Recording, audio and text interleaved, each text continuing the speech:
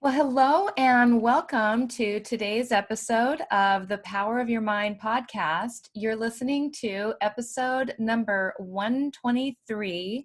I'm Victoria Gallagher, Law of Attraction hypnotist and #1 best-selling author of Practical Law of Attraction.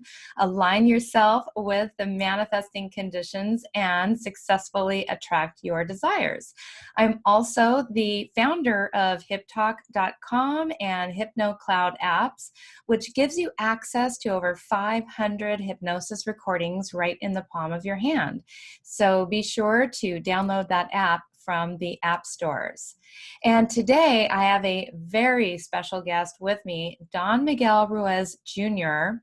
When he was only 14 years old, Don Miguel Ruiz Jr. apprenticed to his father, Don Miguel Ruiz Sr., and his grandmother, Madre Sarita, to learn how they manifested their intention to heal people both physically and spiritually. When he reached his mid-20s, after about 10 years of apprenticeship, his father intensified his training. This training culminated one day when Don Miguel Ruiz Sr. sent his eldest son out in the world saying, "Find your own way. Go home and master death by becoming alive." So for the past 6 years, Don Miguel Jr. has applied the lessons learned from his father and grandmother to define and enjoy his own personal freedom while achieving peace with all of creation. As a Nagual, Miguel Jr. is finally ready to pass along the wisdom and the tools of his family's tradition. Along with his father, Don Miguel Ruiz Sr., and his brother, Don Jose Ruiz, John Miguel Ruiz Jr. leads workshops, retreats, and power journeys to help others achieve their own personal freedom and optimal physical and spiritual health. And his most recent book is The 7 Secrets to Healthy, Happy Relationships, which can be found all over Amazon, Audible, Google Play, Barnes & Noble, and wherever books are sold. And he can be found on his website, miguelruiz.com/Don/Miguel/Ruiz/Jr. And then also on Instagram at Don Miguel Ruiz Jr. So today, Don Miguel Jr. is going to be sharing some of his insights on the 7 secrets to healthy, happy relationships. So welcome to the show. Oh, thank you so much for having me on your show. Thank you so much. How are you doing, Victoria? I am doing wonderful. I'm just so happy to have you on the show. I've been following you and your father for many, many years. As a matter of fact, I mean, I'm sure you hear it all the time, about the 4 agreements. I mean, that's probably one of those books that I've, read multiple times. And then I got to see you in Florida back when you were doing your tour of the 5 levels of attachment. And so, you have this new book out, and I'm really excited to talk to you about that. Oh, thank you so much. Wow, 5 levels of attachment. That was Jamar Enlightenment Center, and Yep. I'm trying to remember the name. West Palm Beach, Florida. Yes, exactly. 2013 or Yeah. 14. Yeah. So you've been busy since then, writing more books and going on tour and so how is your family? How's life for you, especially during this time? And, I guess you're probably not able to do as many tours right at this juncture in time. True. At this very moment, I'm not touring as much, but we are in the editing phase of a new book that will be released next year. Ooh. So, I've been working on it for the last 2 or 3 years. So one thing about this whole situation that's happening is that I've had more time to work on that. And right now it's in my publisher editor's hands, Hierophant Publishing, Randy Davila. So right now I'm waiting for the ping pong to hit my way. But other than that, it's been interesting. It's been an interesting journey, watching and engaging my family. It's been nice being at home because since the tours of the 5 Levels of Attachment tour, which I really started in 2012, until this past spring, I was constantly on tour. So I was here and there at home, but it's nice to be full time at home with my family, with my kids, and helping with the whole distance learning and being their IT guy, helping with who has my son has autism, so I've been Oh. helping him with his long distance learning as well, and watching my daughter just flourish and do her own thing. So it's been nice, and it's my wife and I are doing pretty good, and we have this philosophy, of it's all hands on deck. It's a team effort, so we're there helping each other the best we can. So in that essence, it's been nice to engage my family, to put into practice everything I've learned and learn even more, of course. Um, it's just been nice to be at home and taking care of my family emotionally, intellectually, spiritually, and all those kind of things. It's been great, because for us, this whole thing hit just as my kids started their spring break. So it was like a 3 or 4 month spring break, home, with distance learning here and there. So they're both my kids right now are doing the hybrid learning, Hmm. and they're glad to be back at school. So far, so good. Yes, very good. That's a, it's really cool that you get to now enjoy this other aspect of life, which is doing the work at home. And Which is my it real job.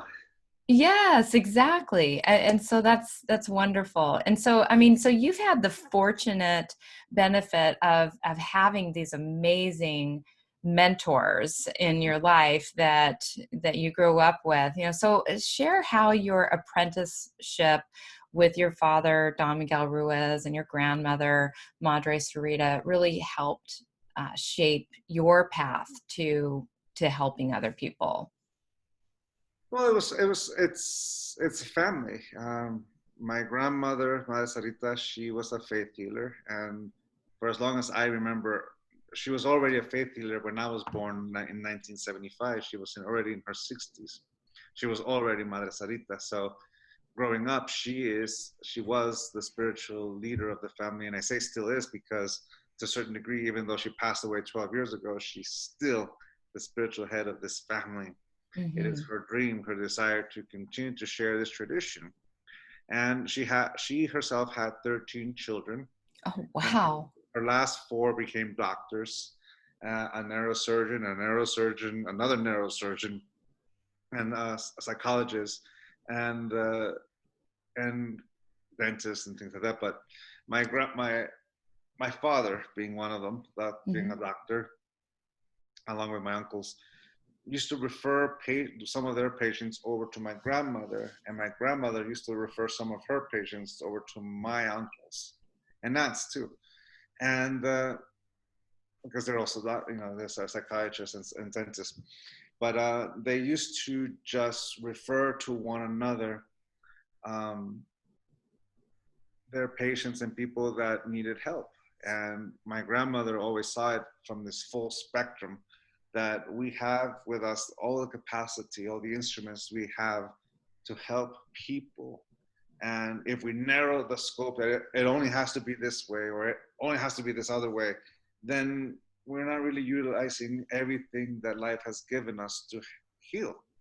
So that's one you can say the very first juxtaposition that I learned, or uh, duality that I had growing up, is that Western medicine and homeopathic, or you can say spirituality, healing, was in my family, and from that point of view, it's always about taking care of people, helping uh, others reach that level of love Mhm. and feeling good in life. And you can say in the last 10 years where I've been working on this, actually, I've been working with my teaching by myself for 14 years now. But it wasn't until the last 10 years that I really understood this concept that we heal with our own permission. Mm. We, Yeah. as individuals, it's our intent that heals us. In fact, that's the key to faith healing. The I believe in the placebo effect. Obviously, that's what Western medicine would call the placebo effect, that the power of the mind. You can give them a sugar pill, and there's people who have the ability to heal from that. Well, in essence, that intent to heal is the basis of faith healing, that of the setting out the intent. So, of course, there would be these diseases, some virus or whatever, that the intent alone couldn't handle it. So you have to go with Western medicine. So my grandmother would send them to my uncles and aunts. But it always comes down to the idea that healing comes the moment we give ourselves the permission to do so. And sometimes the thing that prevents us from healing is exactly our own domestication, our own conditioning, our conditioned beliefs, our domesticated ideas that prevent us. You know, I'm supposed to be a man, I'm supposed to be a macho guy or Mexican American thing. And, you know, I see this with sometimes with firefighters and police officers and soldiers, that they have this image that they have to live up to, that image of being strong and firm. But sometimes that image prevents them from finding healing because they can't show any form of weakness. You know, I've spoken to a few firefighter captains who've told me that they don't want to look weak for some reason. They required this stamina, this idea that allows them to do and help you know, people who are in danger. You know, firefighters in particular see that one dark side of humanity and then go in there and save them. But because of that, sometimes they have PTSD from it. Mm-hmm. So sometimes whatever idea they have about what drives them to help may be the one thing that keeps them from healing themselves, because they don't want to look like the weak link of something. Of right. course, So that's an idea. And of course, a soldier also has that idea. A police officer also has that idea, and many other people as well. You know, so the moment we're able to surpass that or let go of that filter or that barrier, it is the moment where we can give ourselves the permission to heal, because it starts with acknowledging that it's there in the first place. Right. Like, for example, I know a friend who did all this spiritual work and she still had these issues, she still had this problem. And then one day she finally decided to go see a doctor and see maybe it's her body. And that's how she found out that she had Lyme's disease. So sometimes it's that one thing, that barrier that prevented, you know, it has to be this way. It can only be this way. But as soon as you let go of that, you see that humanity has created this beautiful spectrum of resources by which we can find that healing. And you take that step towards it. That's when we give ourselves that permission to heal. So from that point of view, if I look back on my grandmother, I look back on my father, my uncles, my aunts, I see them as the tools or the instruments of healing that the patient has acquired. To me, that's a very important step, that we patients see our doctors, physicians, clinicians, nurses, first responders as the instrument that's going to heal us. And that requires us to give them permission to help us. Right. And so, from that point of view, that's the essence of what my grandmother, my grandfather, my father taught me in regards to my apprenticeship, in regards to helping people. In the same sense, I teach with permission. I share my stories, I share my family's ancestry and tradition with the permission of the person who is reading the book, who is coming to our events, the people who are now listening to us. Even I'm right now talking to you because you gave me permission to do so. The moment we realize that is the moment where we become aware that I am the instrument of someone else's healing. It may not be medical, but it's an emotional one, a spiritual one. And to me, that's the job I do. I help people heal from the wounds that conditional love left in their heart and mind and being. That is beautiful. And so it really begins with, we have to, we're so conditioned, the domestication, I guess our word might be conditioning. we're so conditioned to, have to save face, or, keep it together, or don't let anybody see your weak side. But it's not a weakness. It's really a strength to admit that we need to be healed. And I mean, you have an entire army, city, you in your family, of everything you could possibly need. It's Yeah. really amazing what your grandmother has manifested here with her family, of all of the variety of different ways that a person could come to get well Yeah. in their Well, life.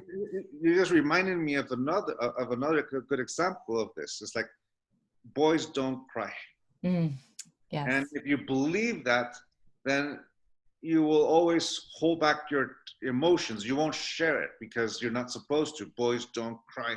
And if you do cry, you're a weakling, or whatever judgment someone will throw at you.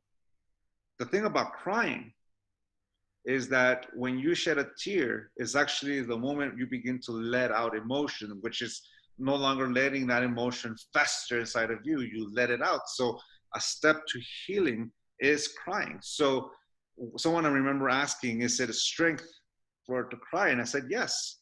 Someone said, how can you say that crying is strength? Well, I say it's strength because, one, especially for a man or a guy or a boy, is that you have to go, you are going against the grain, and you are doing it despite that. So the very first thing, you're doing something that is good for you and healthy for you. But in order for that to happen, you have to completely cross this barrier, make this leap of faith that goes completely against the conditioning that someone told you you're not supposed to do. Boys don't cry. And if you do, whatever judgment your family or your surroundings or your peers have given you, you will receive that.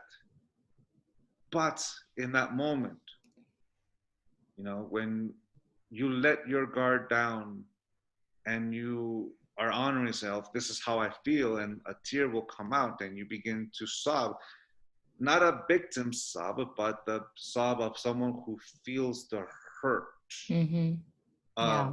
of, of an emotion. And I say the difference between a victim and the sob is that the difference being that in the form of a victim, something happened that still is lingering in our body, in our mind, and is still impacting us even after that moment happened. But in the moment of healing, it's that sob, that cry, is the moment you finally give it a channel, a lane, an opportunity, a window for it to finally come out. That's, yeah. And when that comes out, it's like a release. I was literally thinking that word release as you were saying that.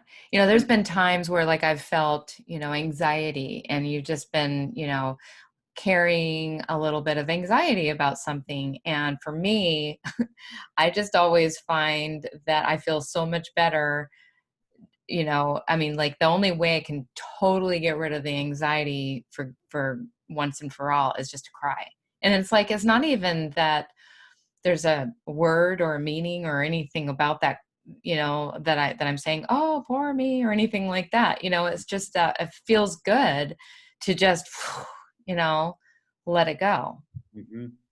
Yeah, to let it go. And it's the moment where you begin to open up and you're honest with yourself. It's the moment you begin to honor your emotional body, which is honoring yourself. This emotion is real. What may trigger it may not be real. That's a big important thing to know, that the trigger to an emotional reaction may not be real, but the emotional reaction is real because you feel it. You're experiencing it. Yeah. So, yeah. So the reality, or the lack, it might be just we have a story that we've made up about something. Is that kind of what you mean by it? It may not actually be real, that why we're crying, the reason why we're crying may not be real, but the fact that we are is real. That's a Yeah. real. And that's how we begin to learn how to control our emotions, is that you're not necessarily actually controlling it. You're just finding that channel by which it comes out. Mm-hmm. It's honoring it. Now, basically, it says, this is how I'm feeling. What do I want to do with it? Say you have anger. Say you have all this frustration. Instead of letting it out, just letting it pent up until it finally explodes and you're hurting other people, because that's what sometimes we do when we have emotional poison in our body. The only thing we ever know what to do is to administer that poison to someone else. When we finally realize, all right, what do I want to do with it? I don't want to continue that cycle. How can I change this direction? That's when it becomes a work of art. How do I want to express this emotion? And towards healing, towards letting it out. For example, when my wife comes home and she begins to vent, I've learned that she is not actually asking me to fix anything. She just wants someone to hear her as she processes her things herself, and she figures it out. But for that to happen, she and I both come to that mutual realization that we're doing that with one another, and that's the basis of that relationship. Thank you for saying that. All men on God's green earth need to hear that, because it's so true. Men tend to have, well, even women, people have a tendency to want to solve the problem, but we all come equipped with our own ability to heal ourselves, to solve our problems, but we have to have the ability to just to be heard, to allow ourselves to emote. Mm-hmm. Yeah, it's just because when you hear yourself, you begin to process. You're hearing yourself speak, and you're letting things out. And as you're hearing it, you can ask yourself, is this true or not? Is this something I really believe or not? For me, I always see an emotional reaction like a car alarm, an instrument of awareness. When if you set the car alarm and someone touches us, the car will go beep, beep, beep. Well, our emotional reactions when someone triggers something and that emotional reaction happens, a wound, a belief, an idea that's real or not comes out to the surface. Now it's your awareness. Now that you're aware, you can actually do something about it. Like I Mm-hmm. said before, the emotion reaction is real, but what triggered it may not be. So now that it's exposed, now that the the wound has been touched, or the domesticated conditioned belief gets triggered, now is the time to apply that fifth agreement: be skeptical but learn to listen. Is it true? Is it still true, or is it not true anymore? And we can process it. That's why I like to say my emotions are an instrument of awareness. It allows me to know me and how I respond to things. That's great. That's great. So tell us a little bit about what led you to write your book, The 7 Secrets to Healthy, Happy Relationships. Sure. Well, it started with my dear friend Heather Ashamara, who is the co-author of the book with me. She came up and invited me to work on this project. She had been working on this project with Sounds True, and an online class was supposed to be, and she asked me if I wanted to work on it. It subsequently became a book. When she asked me, I had already reached a point in my life where I've healed a big wound in my life. You can say my first love and I had healed our relationship. You can say that my first love from when we were in high school, she's the one person I love very much. And relationships or love at that stage in life can be such an interesting instrument that can hurt you quite a bit as time progresses. It kind of like we were like two porcupines trying to kiss, but their quills fitted perfectly in our wounds. And every time we come close together, Ooh. those quills would hit just right. Oh. but we loved each other. So the thing about it is, as time progressed, and I didn't know what I was doing, I really believed, my condition believed, that the domesticated image of what a man's supposed to be based on my culture and where I was from, I ended up hurting her as we hurt each other, and we just began to escalate. So eventually we broke up, and then we were trying to be friends, which basically means we got back together, and once again, those two porcupines find the thing, and then we broke up again. Then we were friends, we hook up again, like that. And then eventually we stopped hooking up. We just tried to be friends. But every time the quills just found the right space until we stopped. And then as time progressed, I dated other people, and I just went, that image of the best way to get over a relationship is to start dating someone new, which I did. And like a freight train, I fell in love. I fell in love again with someone who I wanted to marry. And when that relationship broke up, because I couldn't project onto her any blame, it was the one relationship where I could not project any blame. It was all me. And the whole freight team just crashed. And that's when I really began to apply everything I learned from my father and my grandmother. It's like, it was the year my father had a massive heart attack and I lost the woman I loved. And I really began to do the work. And I took a year off from dating anyone. I really began to process, to really apply all these lessons, and I began to heal.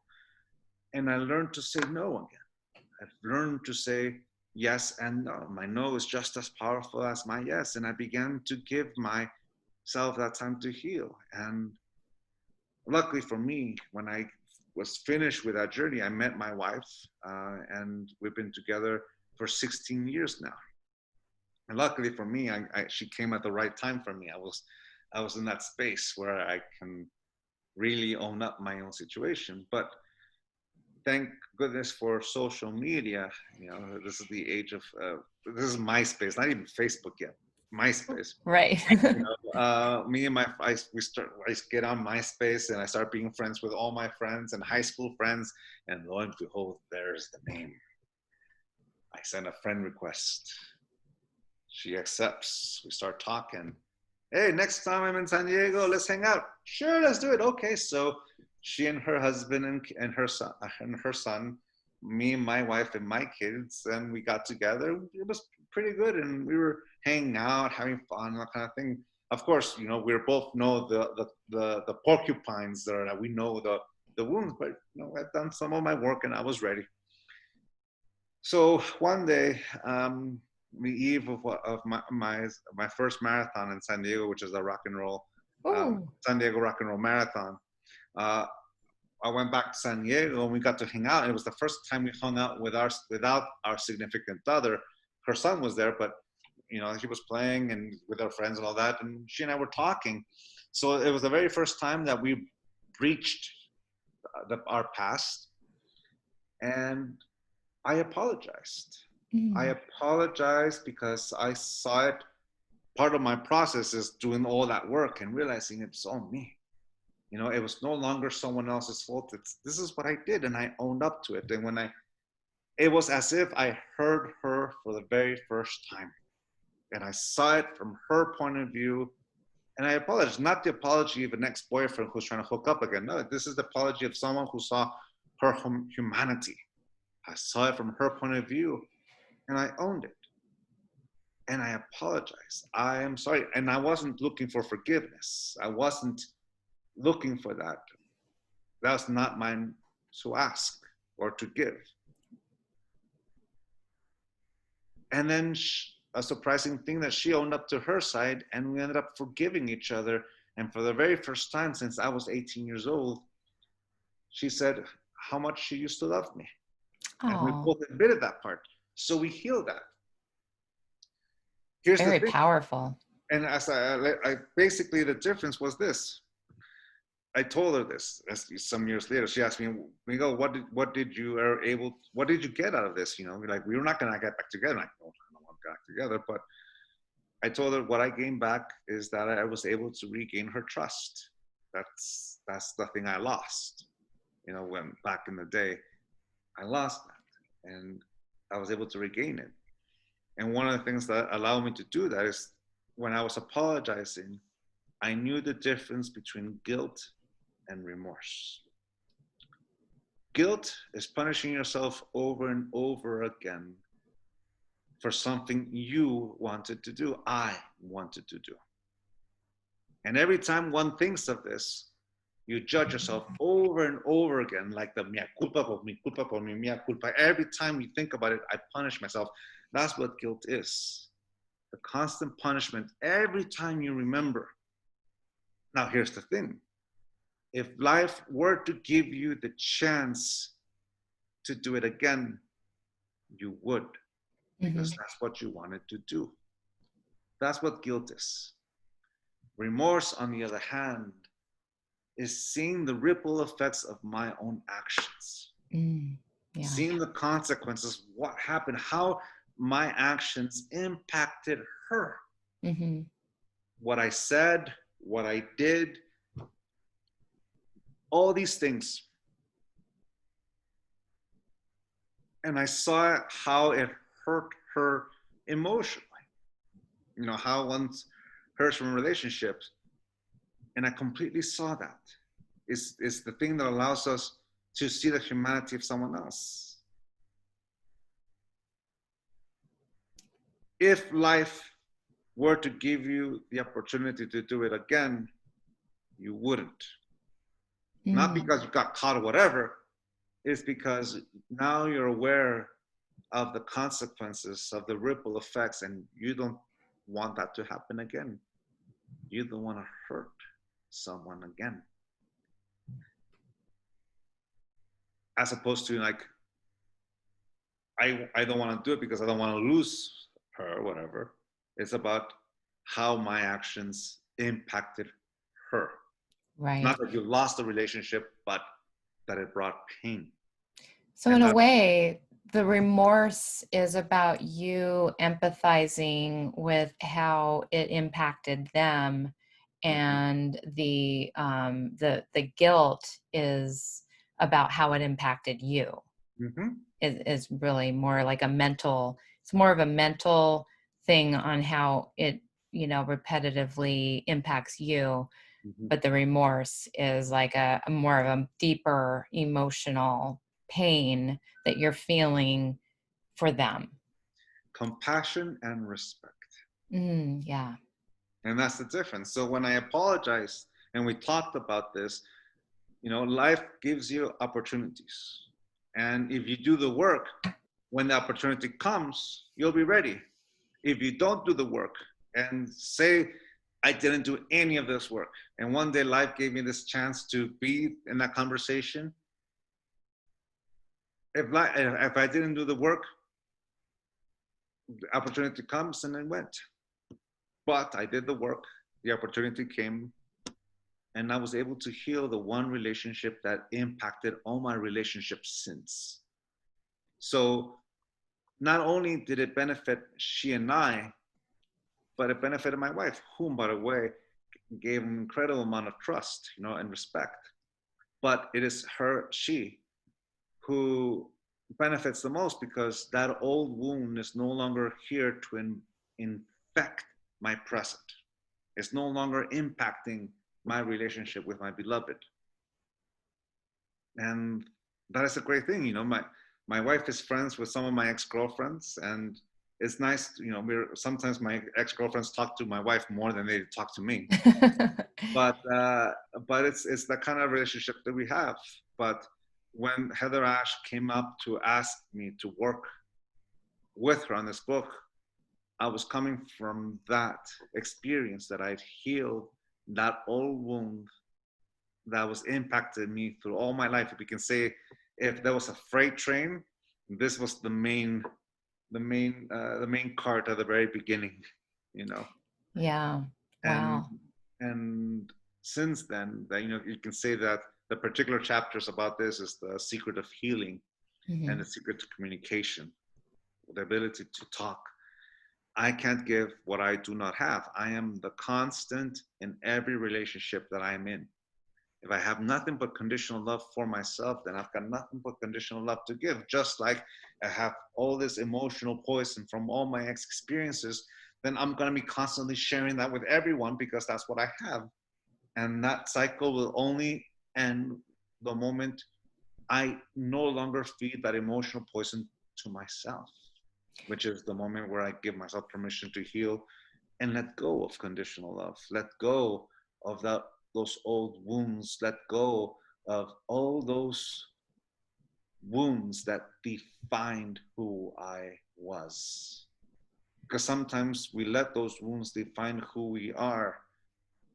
Mm-hmm. And then that's when we really don't give ourselves permission to heal, because who am I without that wound? So, to the degree and how you love yourself is to the degree and how you can't love anybody more than you love yourself. Well, that's the thing, is that I'm the constant in every relationship. And my love has no form, it has no shape. It's just energy that creates a bond. All relationships exist for as long as you both say yes. If one changes that yes into a no, that relationship ceases to exist, which means relationships only exist for as long as those two people say yes. Mm-hmm. And the things that will exist in that relationships are the things that both people will say yes to. If one says no to something and the other one says no to something, it will not be a part of that relationship, in the same way that the relationship only exists for as long as both say yes. If one changes their mind, like I said before, that relationship ceases to exist, which means I am the constant with every relationship that I am in. And my love will take the shape and form of every single one. From that point of view, I am not this body, I'm the force that animates it. I am Yes. not this mind, I'm the force that animates it. On the moment of my last breath, of my last heartbeat, I don't take my body with me. I've witnessed my uncle, my grandma pass away, and I'm very much aware that I don't take this body with me. But I'm also aware that I also don't take my mind. I don't take my mind with me. My mind exists because I'm here to give it life.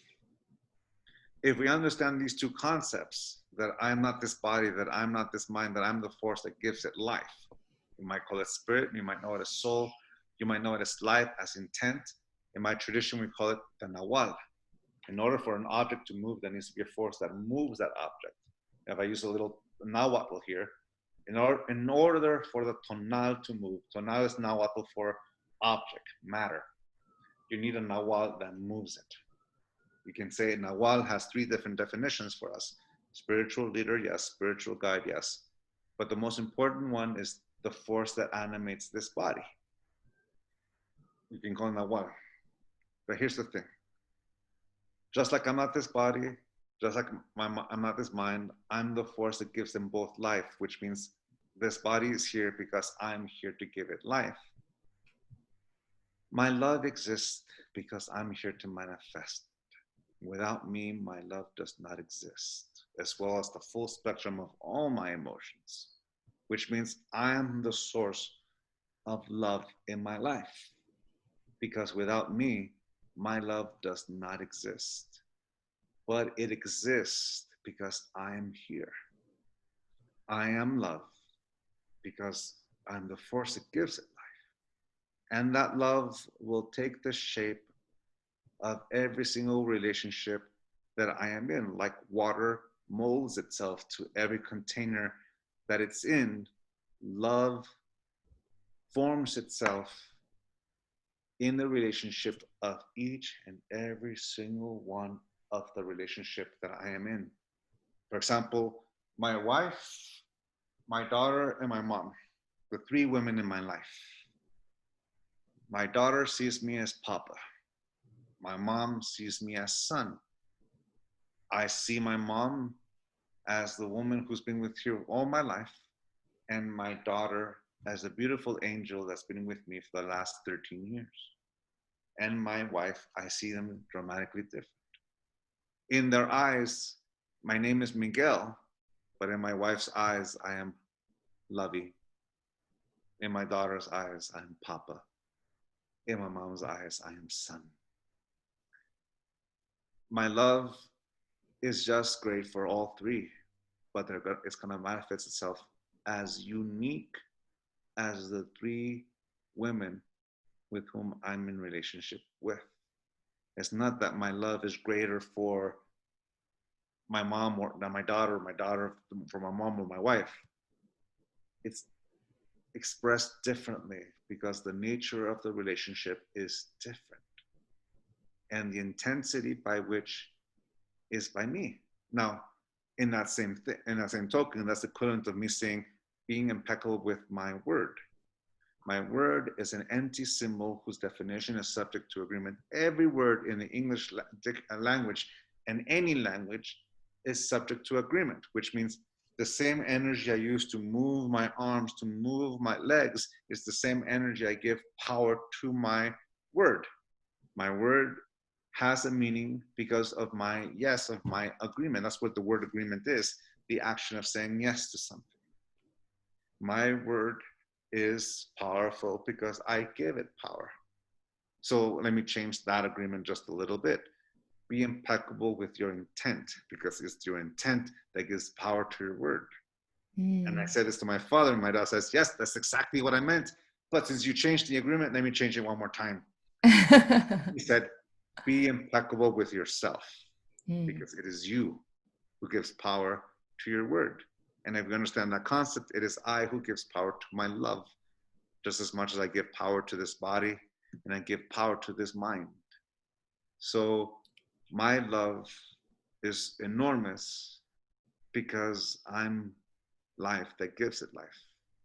And it's expressed in so many ways, not just three, but my son, my father, my brothers, my friends, my school friends, my exes, my colleagues, everyone I know. My love is expressed as unique as the relationship is.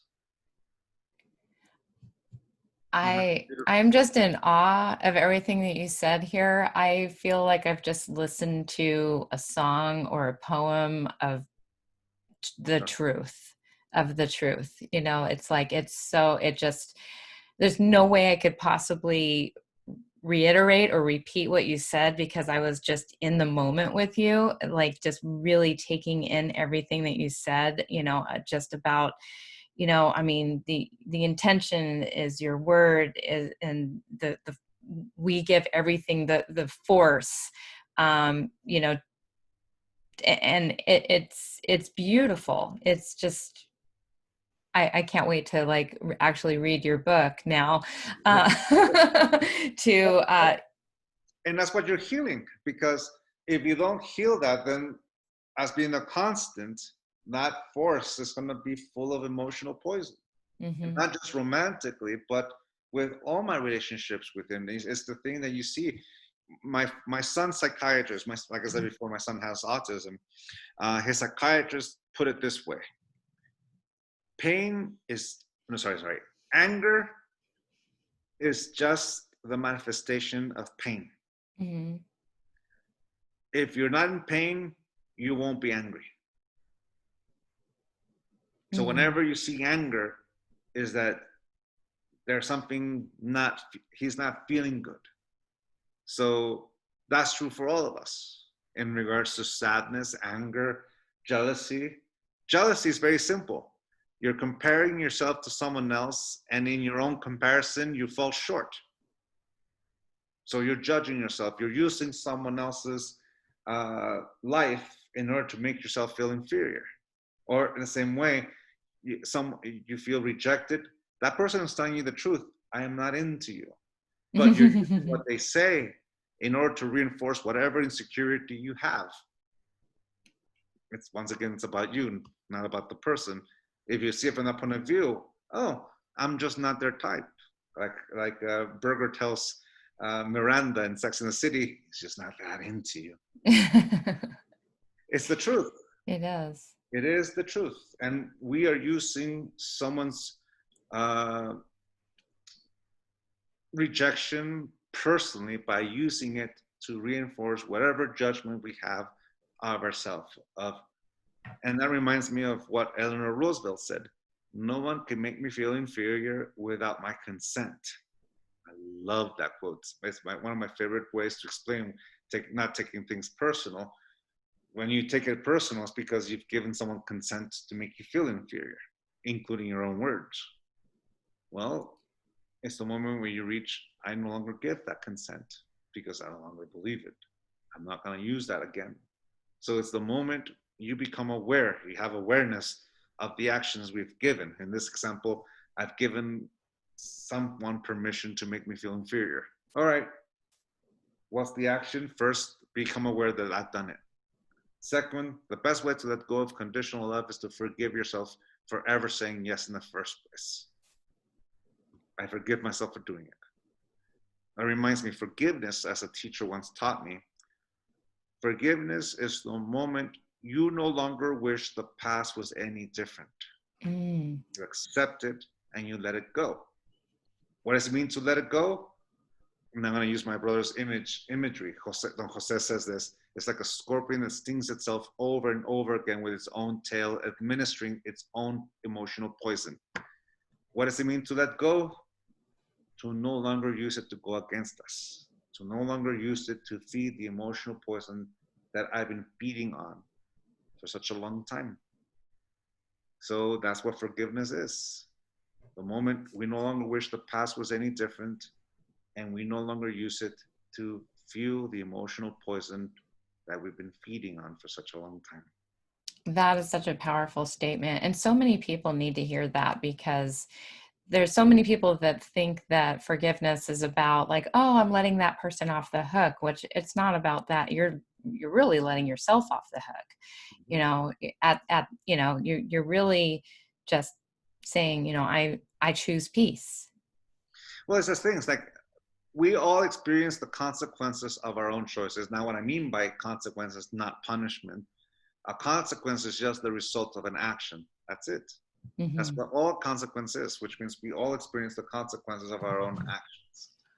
We all learn from it. That's how life teaches us. I made a post earlier on Facebook. It was exactly on that exact thing. I was trying to find it, but I won't find it right now in our interview. But it was something about we,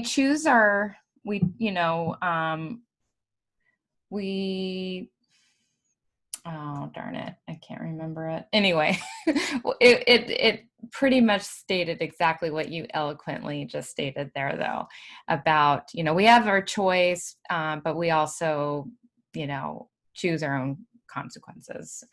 Our choices can lead to our own consequences, or something along that line. It's life is teaching us action, reaction. Every action, there's a consequences. And here it is. You are free to choose, but you are not free from the consequence of your choice. Mm-hmm. Because that's what life is. Yeah. The important thing to realize there is that a consequence is not a punishment.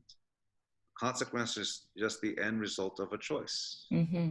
That's very important to think, because sometimes it could be positive consequences. Excuse me? It could be positive consequences. Yeah. Well, that's the thing. Domestication has corrupted it. Domestication is a system of reward and punishment by which we model the behavior of an individual, where if someone lives up to the expectation, we get the reward, and if we don't live up to the expectation, we get the punishment. And since we are emotional beings who experience the full spectrum of our emotions, the reward feels like acceptance, which feels like love, and the punishment feels like rejection, which feels like a lack thereof love. There's the way we've learned conditional love. I love you if you live up to my expectation. I love you if you live up to this image. I love you if you live up to the projection I have of you. Mm-hmm. So you would do this if you love me. We hear the word consequence, and we've often associated it with punishment because that's how it was used, but it's not what it really is. For me, life teaches us through action reaction, which is for every action we take, there's a consequence. For every decision we make, there's a consequence. The example I often use is this. Imagine, well, not imagine, you're living in a house with electricity. Action reaction. At the end of the month, you're going to get a bill. And That bill is for how much money you've spent for the electricity you've used. If you pay the electric bill, the consequence is you're going to get electricity again. Neither good nor bad, nor right or wrong. If you don't pay the electric bill, the consequence is you're not going to get electricity. Neither good nor bad, nor right or wrong. It's just a consequence of paying the bill and a consequence of not paying the bill. Neither good nor bad, nor right or wrong. One day, for example, if you don't have enough money to pay for food and electricity, you have to make the choice between food and electricity. Well, you're going to choose food and let go of electricity. But if you want to be able to afford both, you will do the work that allows you the opportunity to afford both. That's good, no bad, no right or wrong. It's just action reaction. Domestication, conditioning, corrupts that. So it looks like this. At the end of the month, you will get that electric bill. If you pay that electric bill, you're a stand-up person. You're a righteous person. You obviously have a job that allows you to afford you to pay for that bill. I'll even lend you money. You're in good standing in my eyes. You're someone in society. If you don't pay the electric bill, you're a bum. You're irresponsible. You clearly don't have a job that allows you to pay for it. You're not in good standing in my eyes. You are, and there's a judgment. Now here's the thing. If you don't have enough money to pay for electric bill and food, but you don't want to look like a bum in front of someone else's eyes, here's my credit card. I'm going to use my credit card to pay for both. But now I'm in a real problem because not only can I not now afford the electricity nor the food, I have this incredible debt because I'm pretending to be something I am not for the sake of someone else's point of view. I'm trying to keep up with the Joneses because God forbid I will get deemed with the worst sin of being poor in this society. And that's what domestication is. And that's the difference between the two. Life teaches us through the consequences of our own actions. If we didn't like a certain consequence, we won't repeat that action again. That's how life teaches us. Sometimes we don't learn that lesson and we pay over and over again because we keep paying it with a credit card. And going back to that analogy of the freight train, well, that's kind of like emotional debt for all my stuff. I'll pay it next time until it finally comes in. That's what domestication is. One, I will not assume responsibility for my own actions. I let my beliefs dictate who I'm supposed to be, who I'm supposed to interact with. My domesticated beliefs tell me what choices I should make. It's not my fault. It's my belief system's fault, my society's fault, my culture's fault.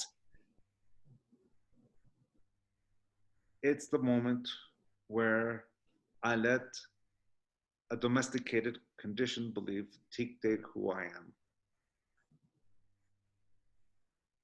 And just with this simple analogy, the difference between the two. That is a great analogy. And that analogy could be applied to so many things, especially right now, where, there's just so many people are at war with each other over a variety of things, whether it's their religion or their politics or, who they choose to, what they do and what they choose not to do and all of those things. And just meaning. And, there's really no inherent meaning in any of this. It's just simply that there's consequences to it. It's a action reaction. Mm-hmm.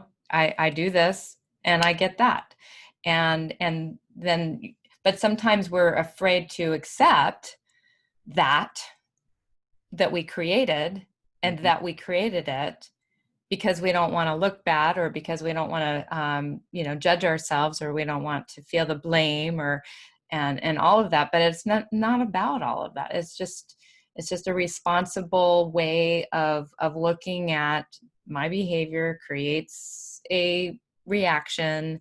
And, if I don't pay the electric bill, they're going to turn the lights off, and there's not right or wrong about it. It's just a choice I made. Yeah. It's the difference between I have to and I want to.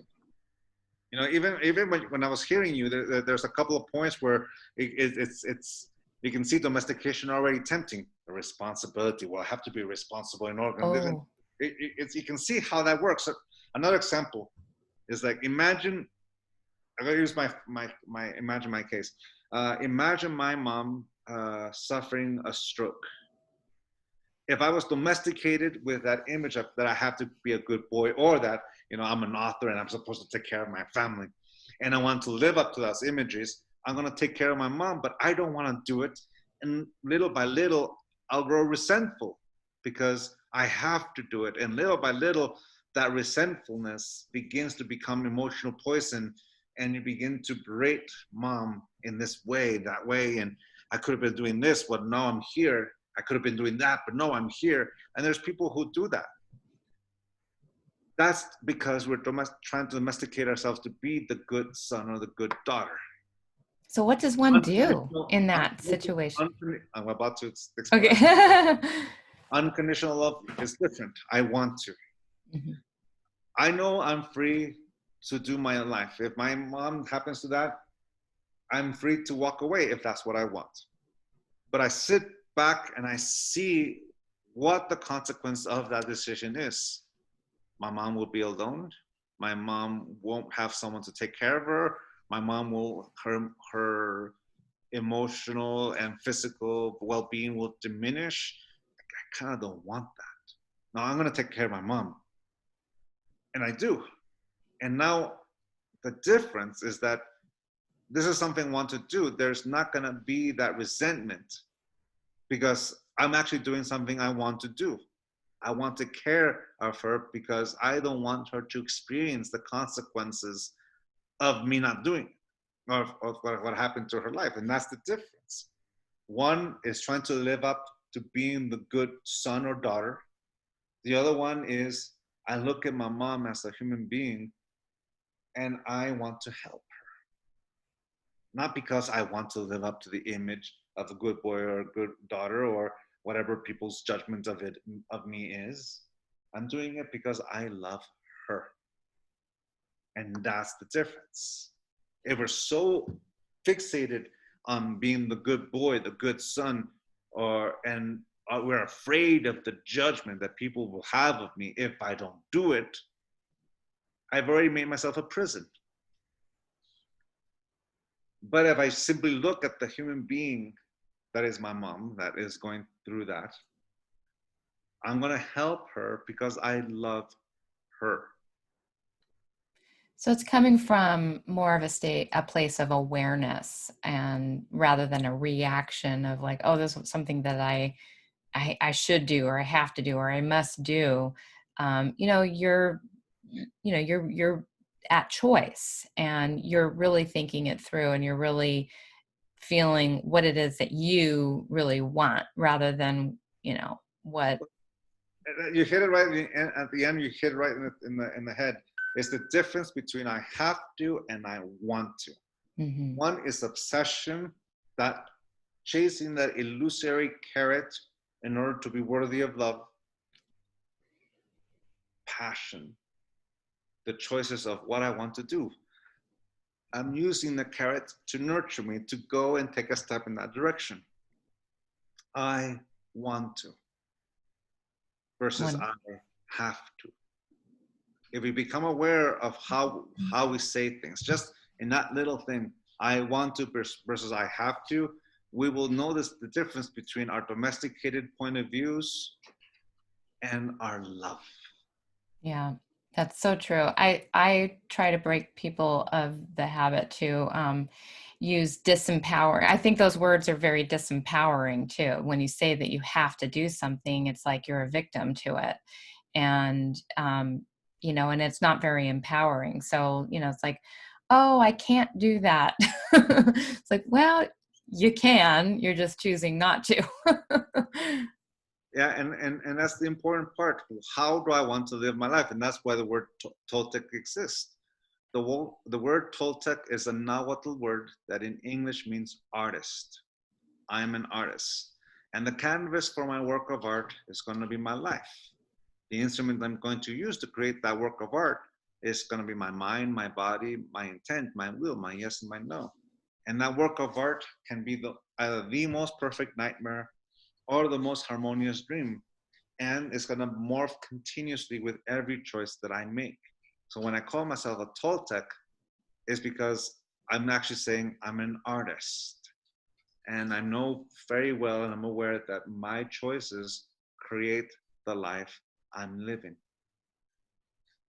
That's beautiful. So just a little bit of a transition here. So let's talk a little bit about your book, and we talked about it at the very beginning. But what are those seven, those seven healthy habits, and why should somebody read your book? Well, if they want to, they don't have Yes, to. not should, not we don't have to. We Well, choose the to. seven secrets to happy, healthy relationships. They're not necessarily secrets. We all know them already. They're guiding posts. So the foundational secrets is the secret to freedom. The secret to commitment, secret to freedom, and the secret of awareness. They go together. My commitment to myself, to take care of myself, to heal myself. Like reminds me of my teacher once said to me, the key to enlightenment is effort. That's it. That's the key to enlightenment, effort. Effort, as I've come to learn, is the energy I use to put one foot in front of the other, to take a step. That's what effort is. To use the energy that animates this body, that animates this mind to manifest something. Discipline is remembering to apply that effort every day. That's it. That's all discipline is.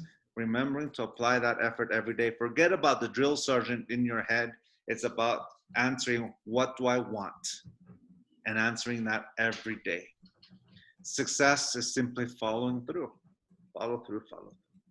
So that commitment to myself allows me to regain my own personal freedom, which is to de-domesticate myself, to unlearn my domestication, to break up with my judge and my parasite, my victim. And for that requires the awareness of self. Kind of like I was saying before, I'm aware of what triggers my emotional reactions because I'm aware of that process. The next segment of secrets is the transformational ones, which is the secret of healing, the secret of joy, and the secret of communication. Giving myself the permission to heal allows me to open up. You could say, the original title of the book was called The Soul of Intimacy. And the thing that allows us to open up is to heal all the wounds that kept us closed. My wife is not my best friend. My wife is my wife. And I say that because out of 7.5 billion human beings living life at this very moment, she is the one with whom I completely open up to. Completely. And in order for me to do that, I healed everything that prevented me from doing this. That allows me and her to completely open up. So for me, it's not a term of power or whatever. It's about respect. She is my wife. It's a title that represents the woman with whom I am completely open to. She's my equal. She's my beloved. She's my lovey. And in order for us to get there, we clean up the channels of communication. The 4 agreements are instruments that allows us to clean the channels of communication. Be impeccable with the word. Don't make assumptions. Don't take things personal. Always do your best. And be skeptical, but learn to listen, the 5th agreement. These 3 secrets there allows us to transform the relationship. I can't give what I do not have. The other ones, commitment, freedom, awareness, is that one personal. And in the healing, for example, with the story I talked about my first love, I could not give what I do not have. In order for me to heal that wound, I had to heal my own self. Because if I didn't heal those wounds, when I talk to her, there go my cues, my quills, like the porcupine image. Well, first I need to retract those quills or even let those things down or whatever. Whatever, take down the need, because those quills are just emotional reactions that makes me think it'll keep me safe from any further pain. I don't need them. I don't need to protect a wound that's been healed. And even if it's a scar, it taught me something. So with that moment, that changes the whole nature of the relationship from the get-go. The moment I don't need to come up with those quills to defend myself, because something that happens when you defend yourself, you stop listening. Yeah. And when you stop listening, communication breaks down. And you naturally gravitate to the argument that always gets you the win. Mm-hmm. So as a couple, my wife and I learned how to argue with one another, which is to learn not to hurt one another. And little by little, we were able to separate apples to apples, oranges to oranges, and bananas to bananas. Like we can talk about disagreements about raising the kids or talking finances, and it has nothing to do with our relationship. It took us some time to get there, but we managed to get there. And And the reason is because we loved each other. can your book provide us with some of those skills to? We do our best to describe it, yes. So each chapter comes in with an exercise or something to work with at the end of it. But it all comes down from that experience. And of course, it comes down from the experience of Heather Ash Amara, myself, and of course, our publisher and editor, Randy Davila, who was able to do the Herculean task of putting her voice and my voice into one. Ooh. And and the voice is in one, the book is in one voice that goes from female voice to male voice to straight to gay and all that kind of thing. It just morphs. It does its very best to encapsulate and it reflect different stages, different people, you know, and that's a great thing. So we put it to that, but of course there's 7.5 billion human beings living a life, so the book can encapsulate ever so much, but we did our best to make it as comprehensive as we can or universal as we can. The last secret is release, which is the nourishing secret. Who are you today? With the willingness to see my wife for who she is now. She is not who she was when I first met her at the age of 28. She's not even the same person she was at 30, 35, 40, and I'll stop right there. My wife is not even the same person she was last week. And the reason why is because life has already experienced. She experienced life, and every time it changes her ever so much. So the willingness to see who she is today is the willingness to see her for who she is, as opposed to whatever image I project onto her, which is to let go of that projected image and see my wife, not as necessarily my wife, but as Susan, the woman who's doing the very best with what she's got. Same thing can be said with my mom. I take off the mask of mom and I see Coco, the woman who's doing the best with what she's got, learning to be a woman who's about to turn 69. Same thing with my daughter. Take off the mask of daughter and I see Audrey, the young woman who's trying to figure out what it's like to be alive at the age of 13 and trying to figure out middle school. She's doing the best with what she's got. If I was stuck and project that image of who I think she should be, then I will never see her for who she really is. Same thing with my mom, same thing with my wife. I only see that projection. And the image I have of that is of Don Quixote that continuously projects the image of Dulcinea to a young woman, Alonza, who doesn't even realize that Don Quixote projects that image onto her. But he himself never sees her for who she really is. He only sees what it wants to see. And that's the thing about conditional love. Conditional love sees what it wants to see. Unconditional love is the willingness to see life as is. Release.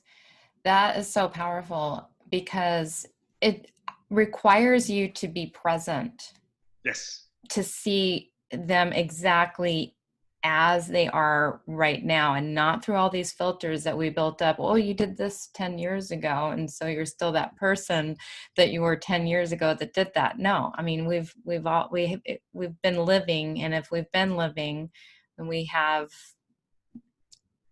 Changed. different, we've changed. So Yeah. that's beautiful. That's beautiful.